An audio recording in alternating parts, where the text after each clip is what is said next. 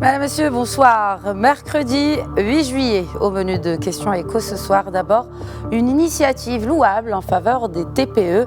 Demari.ma est une plateforme, comme son nom l'indique en Darija d'ailleurs, aspire à aider les toutes petites entreprises à redémarrer leurs activités impactées par cette crise de la Covid, entre autres.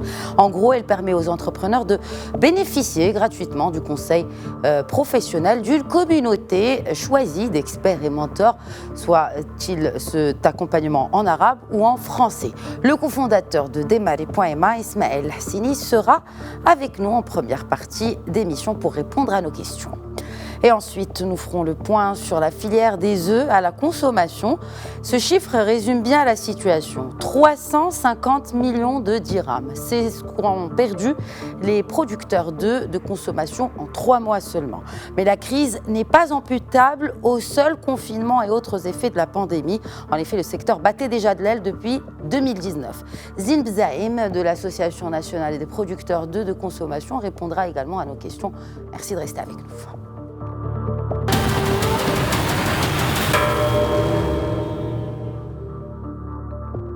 Zin Messari nous fait une présentation de la plateforme Demari.ma. Regardez. Accompagner les entreprises pour le redémarrage post-Covid-19. Tel est le défi de la première plateforme digitale Demari.ma. Cet outil digital se veut comme un nouveau modèle d'accompagnement solidaire, bilingue et gratuit. Il prévoit d'accompagner les dirigeants des TPE dans la relance de leurs activités grâce au conseil et à l'expertise d'une centaine d'entrepreneurs affirmés. D'ailleurs, l'initiative Demari.ma est portée par Montor, une filiale d'Aba Capital qui regroupe une communauté entrepreneuriale et professionnelle composée d'experts conseils, d'entreprises et d'organisations support. Objectif affiché: participer aux efforts de sauvegarde et de régénération du tissu économique marocain. Parmi les thématiques de la plateforme digitale figurent des sujets d'actualité en rapport avec la conjoncture actuelle, notamment le télétravail, la vente à distance, le renforcement des règles de sécurité et d'hygiène. Cette initiative permettra aux TPE et commerces de proximité fragilisés par la crise sanitaire de redémarrer leurs activités et d'assurer leur pérennité. Depuis Casablanca par Skype, Ismaël Hassini, cofondateur de la plateforme Demari.ma. Bonsoir Ismaël Hassini. Bonsoir et merci pour l'invitation. Merci à vous de l'avoir accepté. Est-ce que cette expérience a déjà été testée ailleurs et a prouvé son efficacité pour l'accompagnement des toutes petites entreprises? En fait, l'accompagnement digital est expérimenté un peu partout au monde, mais même chez nous, il existe déjà. En fait, la majorité des entrepreneurs en démarrage et des très petites entreprises puisent principalement le conseil et l'expertise sur les réseaux sociaux. Malheureusement, la majorité de ce contenu n'est pas vérifié. Souvent, elle est issue d'une expérience personnelle, pas toujours avérée. Donc, ces entrepreneurs utilisent déjà le circuit digital pour accéder à l'accompagnement. Malheureusement, ils n'ont pas accès à un accompagnement de qualité et c'est ce qu'on veut proposer à travers Demari.ma. Et vous voulez le proposer à qui, justement? Qui est votre cible? Qui est la cible de la plateforme Demari.ma? Donc pour répondre à la question, je vais rapidement vous présenter la genèse du projet. En fait, le projet a émergé dans le cadre du projet Intelaqa, donc le projet initié par Sa Majesté Mohamed VI, que Dieu l'assiste, pour accompagner les jeunes entrepreneurs, les coopératives, les auto-entrepreneurs à démarrer leur projet en accédant à un financement au moment opportun dans des conditions préférentielles. Mais pour la première fois, et ça c'est vraiment visionnaire, la réussite du projet a été conditionnée à l'existence d'un accompagnement de qualité accessible à tous ces porteurs de projets. Donc en fait, nous, c'était notre contribution, on voulait contribuer modestement à ce programme en proposant une plateforme pour accompagner les entrepreneurs en démarrage. Qu'est-ce qui s'est passé avec le Covid? Plus de 70% des très petites entreprises du commerce de proximité étaient soit à l'arrêt partiellement ou totalement. Donc tous ces entrepreneurs se retrouvent aujourd'hui dans une logique de redémarrage. Mais ils ne peuvent pas redémarrer de la même façon. Ils ne peuvent pas faire de l'entrepreneuriat de la même façon avant le Covid-19. Ils ont besoin de revoir leur façon d'entreprendre. Ils ont besoin de beaucoup d'accompagnement, de beaucoup de conseils. C'est ce qu'on leur propose à travers cette plateforme. Et donc, quand vous dites pour ces entrepreneurs, on parle de quelle taille d'entreprise ? Donc, quand on parle de très petites entreprises, on parle d'entreprises qui ne dépassent pas 3 millions de dirhams de chiffre d'affaires. Donc, il y a certains qui parlent de 10 millions de dirhams de chiffre d'affaires. Absolument. Mais nous, on veut aller vraiment à la majorité du tissu économique entrepreneurial marocain, des entrepreneurs indépendants, de très petites structures, des entreprises coopératives. Donc, toutes ces entreprises ne sont pas de grandes entreprises en miniature, mais c'est des entreprises qui sont fondamentalement différentes par leur nature, où l'implication du chef d'entreprise, la qualité du projet personnel entrepreneurial du chef d'entreprise, la qualité de ses compétences techniques et managérielles sont déterminantes sur la survie de ces petites structures. On parle de l'entrepreneuriat de proximité, des entrepreneurs de quartier qui ont prouvé leur extrême importance lors de cette crise du Covid, mais en même temps qui ont malheureusement montré leur extrême fragilité parce qu'ils portent en eux-mêmes les germes de leur fragilité. C'est des entreprises qui intègrent des secteurs sans barrière à l'entrée, mais qui viennent sans avantage concurrentiel, sans innovation. Donc, ils sont directement confrontés aux fluctuations du marché, à la concurrence. Donc, c'est des structures qui sont fragiles, qui ont vraiment besoin d'accompagnement, mais malheureusement, ce sont ces structures qui ont le moins accès à l'accompagnement pour des raisons parfois de disponibilité, parce que s'ils quittent leur lieu de travail, leur entreprise, leur chiffre d'affaires s'arrête. Donc, ils ne sont pas intéressés par aller assister à des formations ou bien prendre du temps en dehors de leur temps de travail. C'est pour ça que le canal digital est vraiment très important. Mais est-ce qu'il est accessible à tout le monde, ce canal digital, justement ? Surtout que vous parlez de petites entreprises, d'entreprises coopératives ou même de business de quartier, comme vous l'avez dit. Mais est-ce que, justement, ces entrepreneurs ont accès à cette technologie ? En fait, ça, c'est le premier outil de ces très petites entreprises. La majorité écrasante est équipée de smartphones parce qu'ils utilisent ce téléphone d'abord pour communiquer avec leurs clients, pour commercialiser leurs produits, pour suivre leurs projets. Donc, la question ne se pose même pas. Donc, la majorité de ces entrepreneurs sont équipés de téléphones. Ils se forment sur YouTube. Ils cherchent du soutien dans des groupes Facebook. Ils communiquent et ils commercialisent à travers WhatsApp. Mais le souci, c'est comment être sûr d'avoir accès à un conseil de qualité, à une information vérifiée en temps opportun. Parce qu'il y a une déperdition d'informations extraordinaire dans ces groupes. Nous, notre objectif, c'est de proposer un rendez-vous permanent, accessible en ligne, 24 heures sur 24, b'darija, donc en langue arabe et en français aussi, pour tous ces entrepreneurs. Quand vous dites tous ces entrepreneurs, de combien d'entreprises parlez-vous ? Quelle est la capacité d'accueillir et d'accompagner les entreprises sur votre plateforme ? En fait, la capacité du plateforme, elle est limitée, donc c'est un travail... Cela dépend aussi des mentors et des experts. Justement, en fait, sur la partie technique, la plateforme peut accueillir autant d'entrepreneurs que possible. Oui. Maintenant, sur la partie de contenu et d'accompagnement, c'est là où il y a une innovation en termes de modèle de production de contenu. Donc, en fait, nous n'avons pas seulement des mentors experts qui vont être investis dans une relation individuelle et unidirectionnelle. Nous avons toute une communauté d'expertise et on produit du contenu qui va être accessible sous format vidéo, texte ou audio à toutes ces personnes. Donc, c'est une base de connaissances qui est construite, qui va permettre au fur et à mesure. En fait, on vient de démarrer depuis 15 jours, on est plus de 200 experts et mentors, on vient de signer une vingtaine de partenariats avec différentes communautés d'experts. Donc, le problème ne se pose pas ici. Le problème, c'est comment d'abord canaliser, comment attirer les entrepreneurs pour qu'ils savent que la plateforme existe. Et là, je remercie Mehdi Antivi pour cet effort parce qu'elle contribue à la réussite de cette initiative solidaire. Donc, attirer ces entrepreneurs et centraliser cette information, la rendre la plus simple possible. Vous savez, on a lancé la version bêta et dès ces 2 premières semaines, on est en train de faire beaucoup de modifications, d'adaptations pour encore simplifier la plateforme et la rendre accessible. Donc, le modèle est basé sur le volontariat de ces communautés d'experts.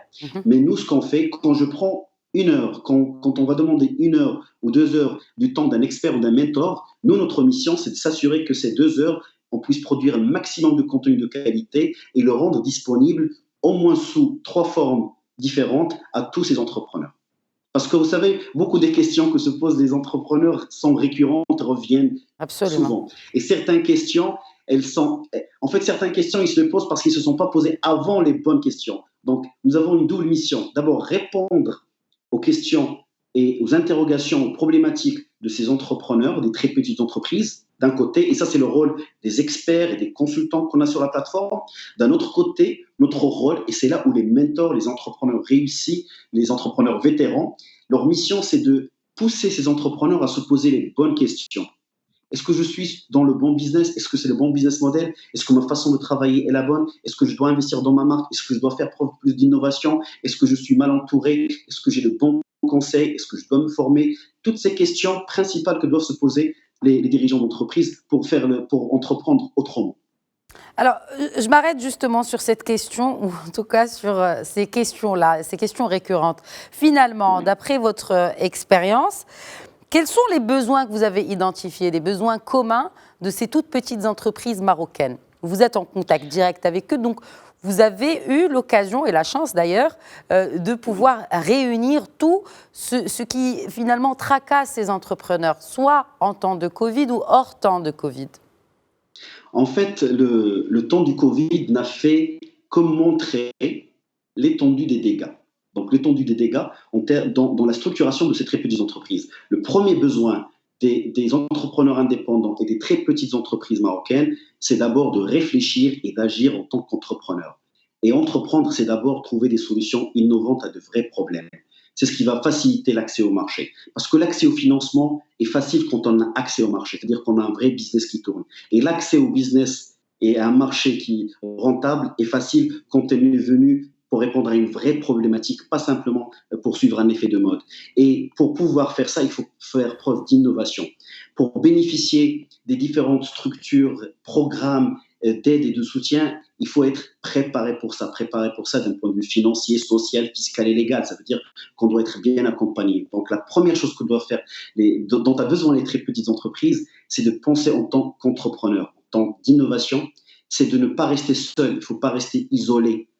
Le premier réflexe que doivent avoir toutes ces entreprises, c'est de rejoindre des tribus locales, les chambres de commerce, d'industrie, d'artisanat, d'agriculture. Il faut arrêter de dénigrer le travail de ces institutions, il faut s'engager et contribuer à leur essor. Les associations sectorielles, il ne faut pas rester tout seul. Il faut rejoindre des tribus d'entrepreneurs. C'est comme ça qu'on voit démarrer une tribu d'entrepreneurs solidaires qui veut, elle aussi, en fait, elle veut rendre ce qu'elle a déjà reçu. Parce que aucun entrepreneur qui a réussi ne l'a fait tout seul. Le self-made man n'existe pas, ou le self-made woman. C'est un mythe.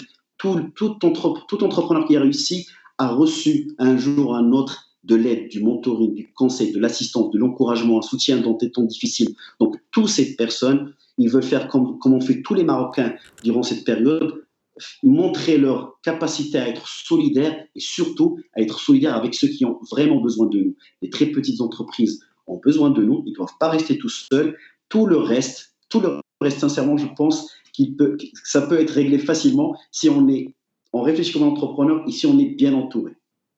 Eh bien, justement, c'est pour cela, et c'est pour terminer, donc je reviens à la genèse et à la naissance de votre projet qui émane justement de cette initiative lancée par le souverain en début d'année, Intelaka. Absolument. Et donc, en fait, finalement, vous jouez aussi le rôle qui a été attribué aux banques, celui d'accompagner le lancement et, bon, pour le coup maintenant c'est pour redémarrer, mais en tout cas le démarrage des toutes petites entreprises et de l'auto-entrepreneuriat. D'ailleurs, je ne vous ai pas posé la question pour l'auto-entrepreneuriat. Est-ce que c'est aussi, il figure aussi parmi la liste des gens que vous ciblez ?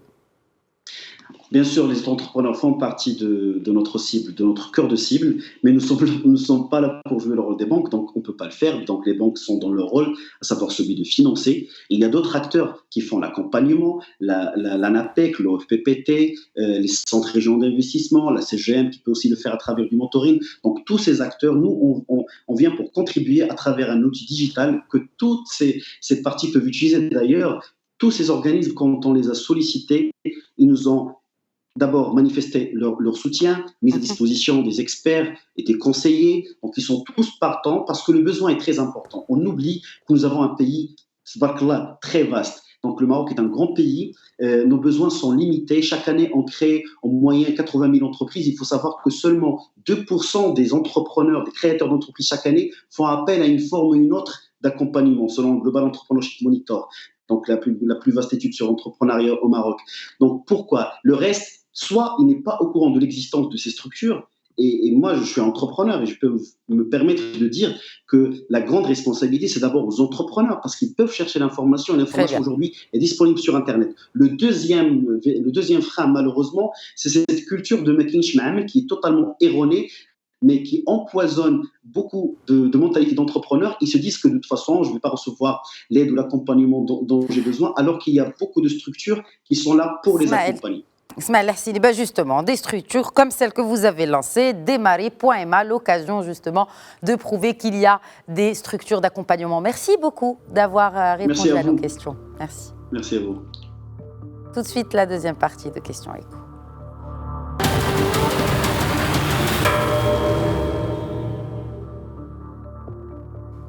Et avant d'établir le contact avec notre deuxième invité, je vous laisse avec ce sujet qui détaille les impacts de la crise de la Covid-19 sur les producteurs d'œufs à la consommation. C'est un papier signé Zine Massali. 3,5 millions de dirhams de pertes quotidiennes subies par la filière de production d'œufs de consommation au Maroc, soit environ 350 millions de dirhams entre le 20 mars et le 30 juin dernier. L'élevage de poules pondeuses et la production d'œufs traversent une mauvaise passe depuis début 2019. Mais la crise liée au Covid-19 est venue aggraver la situation.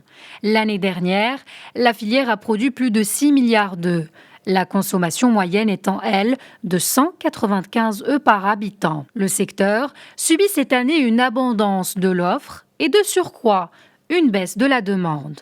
L'Association nationale des producteurs d'œufs de consommation, l'ANPO, déplore une situation qui menace l'ensemble de la filière et qui pourrait avoir des répercussions néfastes sur toutes ses composantes ainsi que sur l'économie nationale. En effet, l'arrêt des activités de ses principaux clients, à savoir les restaurants, les hôtels et les souks ruraux, ont entraîné d'importants invendus pour les producteurs d'œufs de consommation.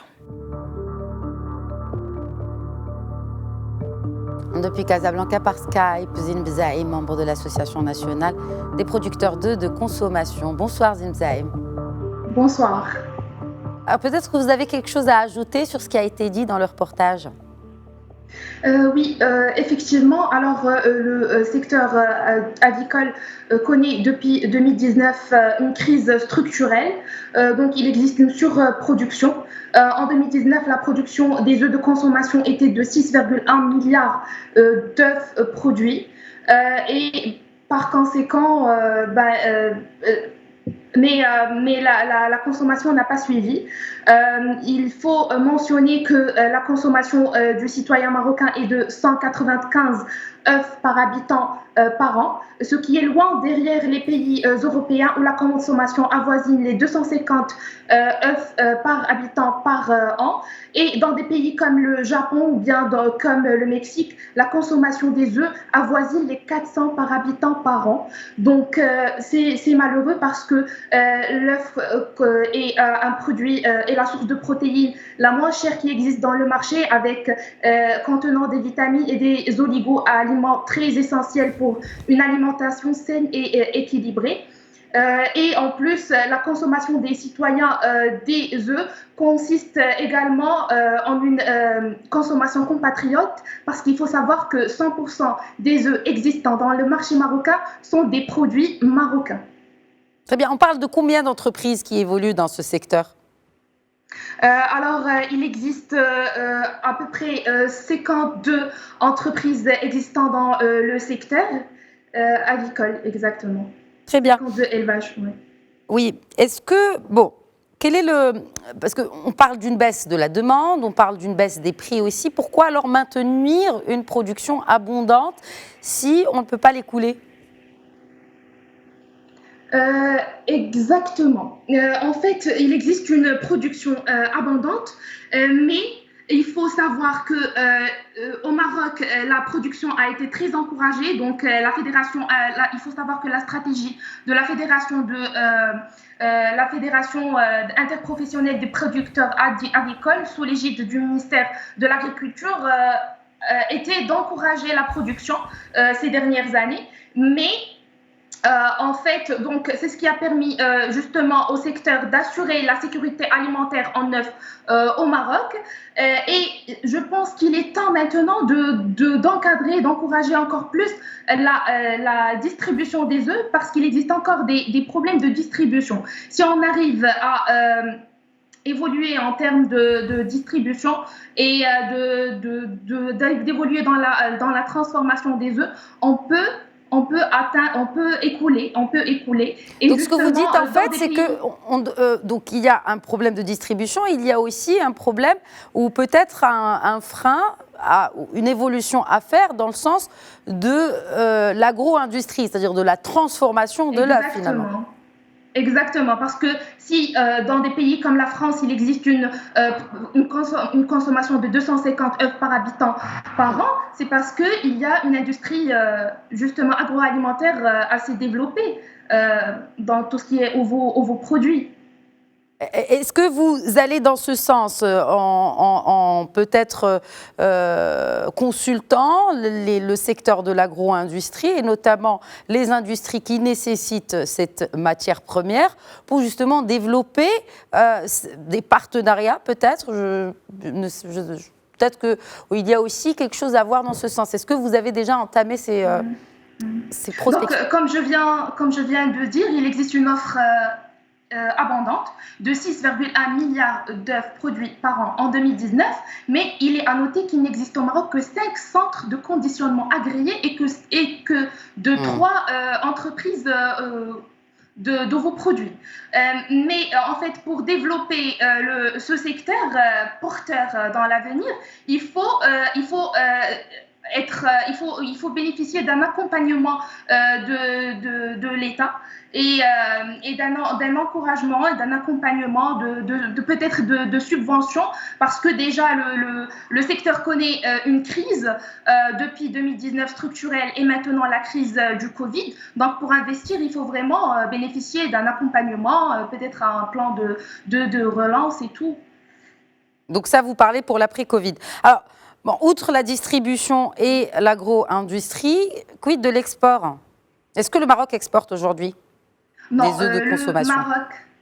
Le Maroc n'exporte pas aujourd'hui, mais le Maroc, il a une production qui a permis de nourrir et d'assurer la sécurité alimentaire en produits de première nécessité, en l'occurrence les œufs de consommation pour le Maroc, et il est capable d'exporter vers tout le continent africain. Toutefois, nous ne sommes actuellement pas assez compétitifs et attractifs dans le continent car il existe déjà une concurrence très acharnée qui se fait sentir de la part des éleveurs européens, notamment espagnols.